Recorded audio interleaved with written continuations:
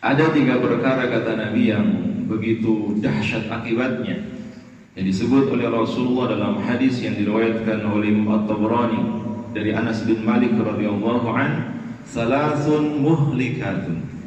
Ada 3 perkara yang merusak, ada 3 perkara yang membinasakan. Membinasakan di sini bisa bermakna membinasakan amal-amal kebaikan kita. Kalau kita masih punya 3 perkara yang melekat kuat dalam diri kita, maka percuma amal kita sebanyak apapun akan hilang. Atau juga bisa merusak diri kita, reputasi kita, nama baik kita, baik di dunia maupun nanti di akhirat. Tidak ada artinya sebaik apapun kita kalau masih memiliki 3 perkara ini. Maka disebut oleh Nabi sebagai salasun muhlikat, 3 perkara yang membinasakan, 3 perkara yang merusak, atau 3 perkara yang menghancurkan segala-galanya. Apa saja 3 perkara itu? Yang pertama adalah syuhun muta'un, sifat kikir yang dipatuhi, sifat kikir yang diikuti. Kikir lawan dari dermawan. Bahkan kikir ini mbahnya bakhil. Kalau bakhil, seseorang sayang dengan hartanya tapi masih peduli dengan dirinya. Jadi kalau harta ini dikasihkan orang lain, eman-eman, sayang. Tapi kalau untuk dirinya, maka dimaksimalkan.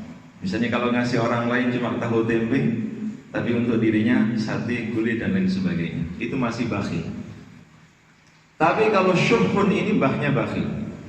Jangankan untuk orang lain, untuk dirinya sendiri saja eman-eman. Uangnya ditumpuk-tumpuk, dihemat-hemat, diirit-irit. Tiap hari hanya makan kerupuk sambal. Uangnya dibelikan mas-masan. Ini syuhun. Maka orang seperti ini gak akan pernah bahagia hidupnya.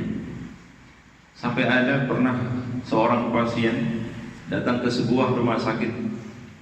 Dokternya bingung, ini pasien sakit apa? Lalu mas-masanya di mana-mana, cincin-cincin hampir setiap jarinya dipasang, kaya raya. Tapi dokter ini gak enak mau bilang kepada si pasien ini, karena si pasien ini datang ke rumah sakit, penyakitnya bukan penyakit yang mengerikan seperti kanker, tumor dan lain sebagainya. Apa coba penyakitnya? Busung lapar. Busung lapar. Ini kalau bukan karena syukur nggak mungkin. Untuk diri sendiri saja eman-eman, apalagi diberikan kepada orang lain. Maka ini termasuk salah satu perkara yang membinasakan. Bahkan di dalam Al-Quran surat Al-Hasyr ayat yang ke-9, Allah mengisahkan bagaimana kepedulian orang-orang Ansar terhadap kaum Muhajirin. Walladzina tabawwa'u ad-dar wal imana yuhibbunahum man hajara ilaihim. Sesungguhnya orang-orang yang sudah terlebih dahulu tinggal di kota Madinah, yaitu kaum Ansar, mereka yang telah beriman terlebih dahulu sebelum mereka kaum Muhajirin, yuhibbuna man hajara ilaihim. Mereka orang-orang Ansar begitu mencintai kaum Muhajirin. Wala yajiduna fi sudurihim hajatan mimma utu. Dan orang-orang Ansar itu tidak memiliki keinginan sedikit pun untuk menguasai harta yang ada pada diri orang-orang Muhajirin. Bahkan wa yu'thiruna ala anfusihim walau kana bihim khassasah. Ini karakter orang Ansar. Mereka lebih isar, mereka lebih memprioritaskan orang lain, mereka lebih mendahulukan kaum Muhajirin daripada diri mereka sendiri, meskipun saat itu diri mereka sendiri sedang butuh. Masya Allah. Maka di akhir ayat ini Allah katakan, wa may yuqa syuhha nafsihi faulaika humul muflihun. Barang siapa yang dirinya terjaga dari sifat syuh, sifat kikir, bakhil, pelit, maka sungguh dia adalah orang yang paling beruntung, orang yang paling bahagia. Sepintas ketika kita memberi sesuatu kepada orang lain, maka yang bahagia siapa? Orang yang menerima. Yang bahagia seolah-olah orang yang diberi. Tapi pada hakikatnya ketika kita memberi sesuatu kepada orang lain, Allah jamin Yang bahagia adalah kita yang memberi. Yang beruntung adalah kita yang memberi. Karena apa yang kita berikan itu akan menjadi sebab turunnya keberkahan hidup kita, kebahagiaan kita.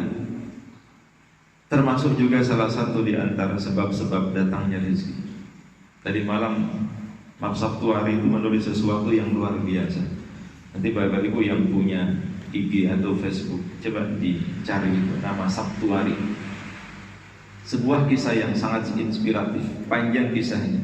Tapi dia menceritakan salah satu kejadian yang paling membahagiakan dalam hidupnya ketika saat itu dia berusia 5 tahun. Apa coba? Dibelikan sepeda baru oleh bapaknya. Tahun 90-an bapaknya meninggal dunia. Setelah ini dia sukses, maka dia selalu mengingat bahwa kesuksesan itu salah satu sebab di antara sebab-sebab dia dibahagiakan oleh bapaknya. Maka setiap mendapatkan rezeki dia keluarkan atas nama bapaknya. Nanti coba dilihat, tulisannya begitu inspiratif. Saya lanjutkan yang kedua. Satu di antara 3 perkara yang membinasakan adalah wahawan muttaba', hawa nafsu yang diikuti. Hawa nafsu ini luar biasa. Nafsu ini tidak akan pernah kenyang, tidak akan pernah habis, tidak akan pernah berhenti hatta zurtumul maqabir, sampai seseorang dibawa ke liang lahat, dikuburkan. Nafsu apapun, nafsu apapun. Kesenangan-kesenangan, keinginan yang bersifat duniawi ini tidak akan pernah kenyang, tidak akan pernah ada habisnya. Maka hawa nafsu ini hanya bisa dilawan dengan apa? Dengan sifat qanaah, dengan sifat menerima. Ketika kita menerima segala ketentuan yang Allah Subhanahu wa taala berikan kepada kita, maka disitulah ada ketenangan. Tapi kalau kita harus mengikuti hawa nafsu, manusia itu kata Nabi seandainya diberi satu oleh Allah, bahkan satu lembah emas, laula ibnu adam wadiyan min zahabin ahabbu ay yakuna wadiyan wa la yamla afahu illa turab. Ini sunnatullah. Andai manusia itu sudah punya satu lembah emas, satu gunung emas, ia tidak akan puas dan belum pernah puas, tidak akan pernah kenyang sampai dia memiliki 2 lembah emas. Sudah 2, pingin 3 dan seterusnya. Dan keinginan-keinginan itu tidak akan pernah berhenti, tidak akan pernah bisa memuaskan dirinya sampai dia dimasukkan ke dalam tanah. Artinya sudah meninggal dunia. Naudzubillah min dzalik.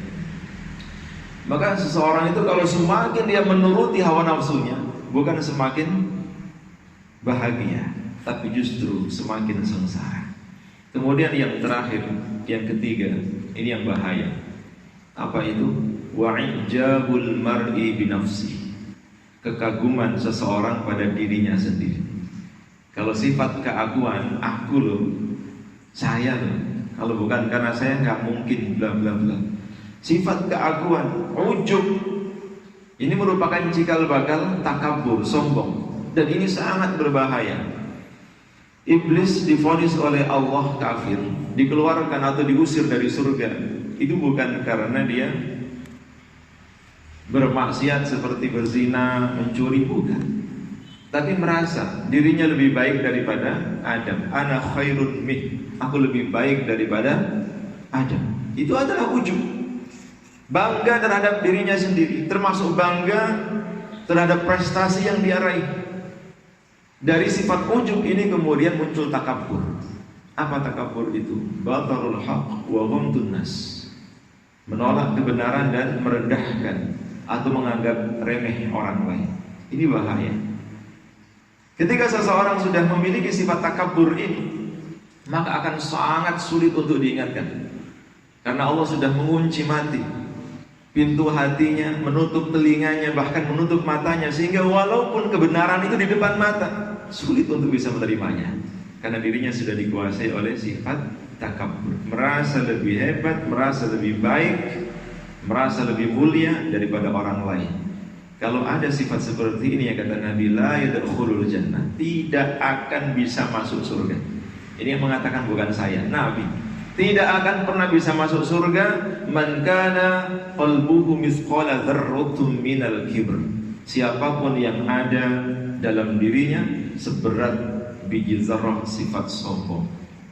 Seberat biji zarrah sifat sombong saja sudah menghalangi seseorang untuk bisa masuk surga. Bagaimana dengan kesombongan yang menjulang, menembus langit? Tidak ada yang bisa kita sombongkan. Karena sehebat-hebatnya kita pasti ada kelemahan. Tidak ada manusia yang tidak pernah sakit, apalagi manusia yang tidak pernah mati. Sehebat apapun kita pasti pernah sakit, bahkan akan mati.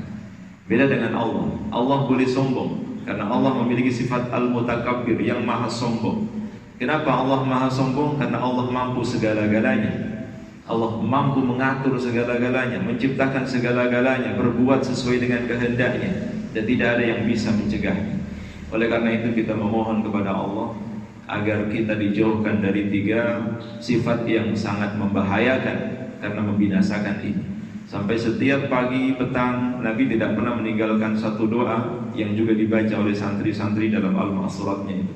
Allahumma inni a'udzubika minal hammi wal hazan, wa a'udzubika minal ajzi wal kasal, wa a'udzubika minal jubni wal bukhl, wa a'udzubika min ghalabatid daini wa qahrir rijal.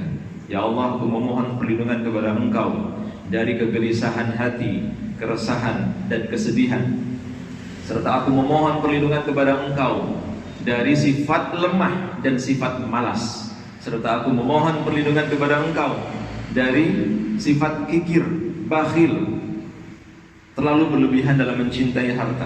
Dan aku bermohon kepada Engkau, berlindung kepada Engkau dari tekanan seseorang dan lilitan hutang. Insyaallah dengan doa ini Allah akan menjaga dan melindungi kita. Demikian yang bisa saya sampaikan. Kurang lebihnya mohon maaf. Billahi taufiq wal hidayah. Assalamualaikum warahmatullahi wabarakatuh.